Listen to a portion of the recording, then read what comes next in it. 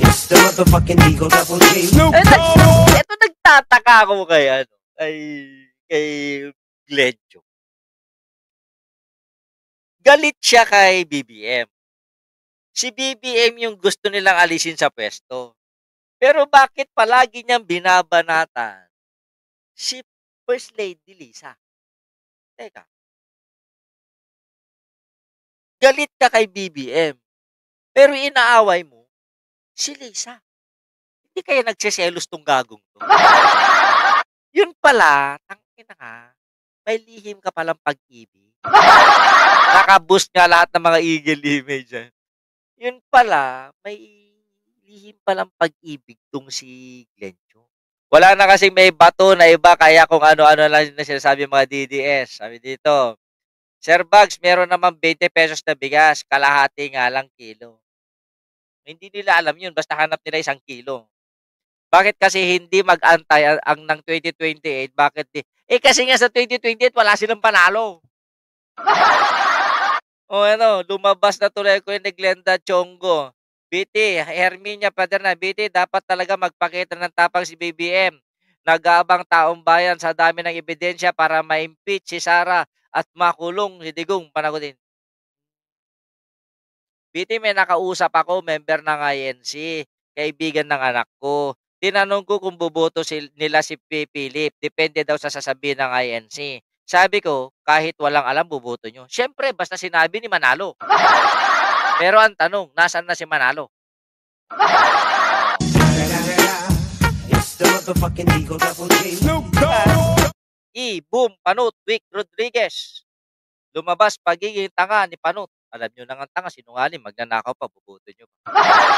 Dito muna tayo sa isang sa basura ng biliran.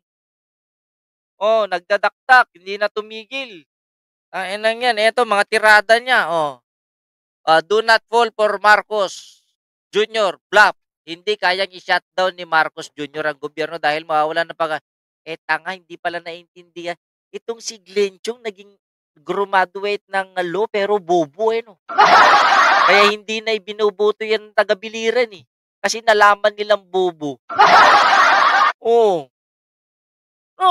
Hindi naman sinabi ni BBM that he will shut down. If ever na madeklarang unconstitutional yung budget, so walang gagamitin ng gobyerno para sa paglakad ng mga programa nito.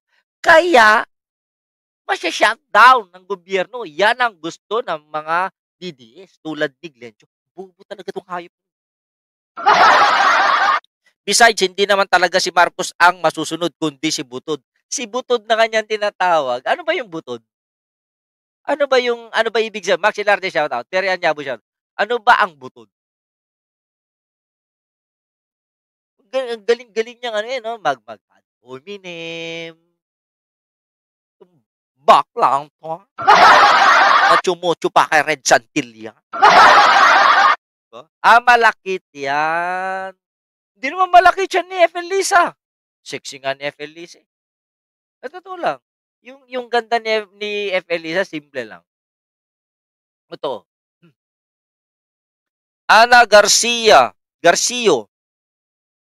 Gandang hapon, first time viewer nyo po. Salamat sa support kay BBM. Hindi ko po sinusuportahan si BBM.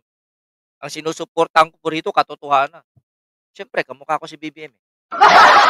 Magagalit na naman dyan. Inis na naman yung Bentot channel, Bentot Unfiltered dyan.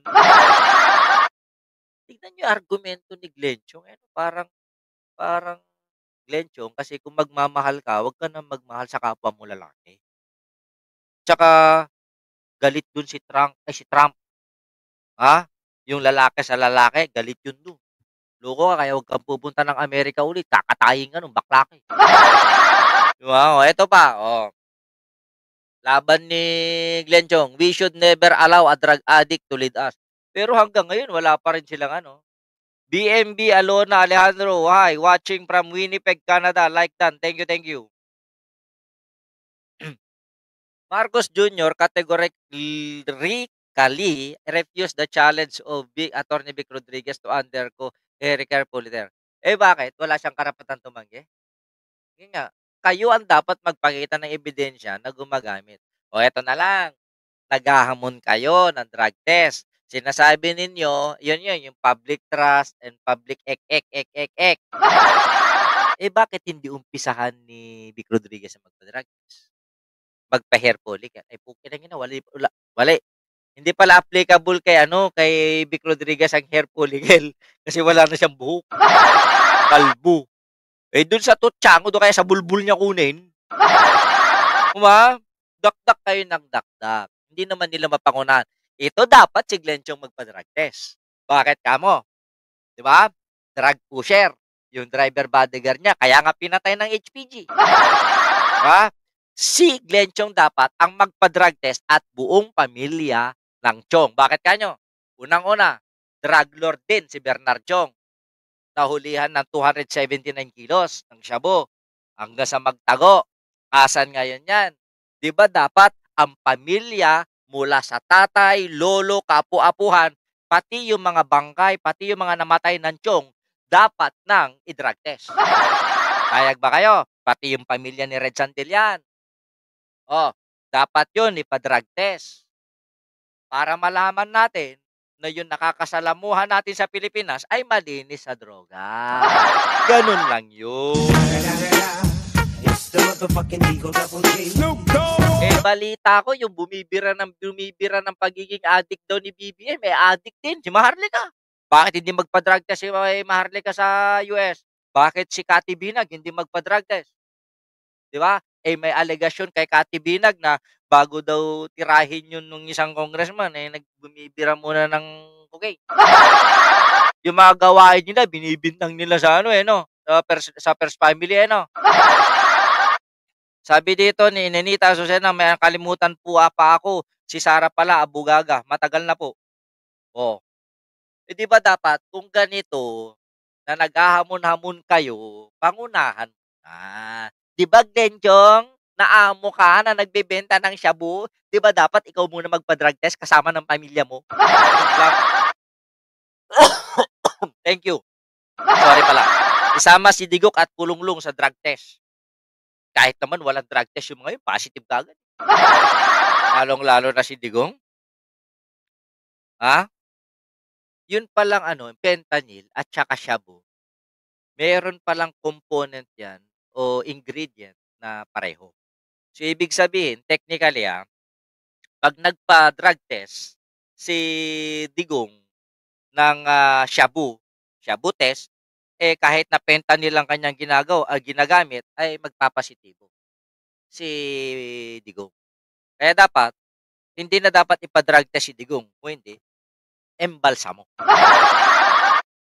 Hindi dapat drug test yun. Dapat ano yung ginagawa sa sa pagpatay na?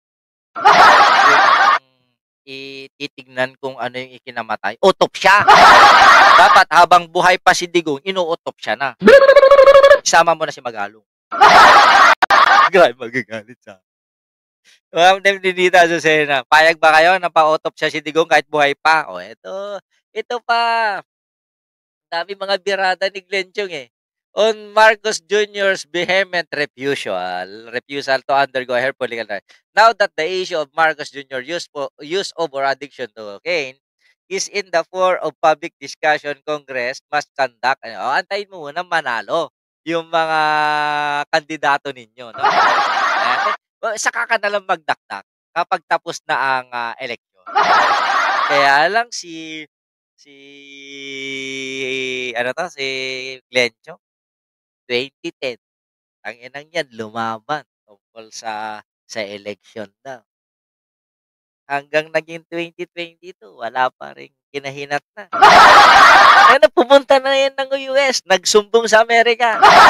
Hindi pinansin yung affidavit niya.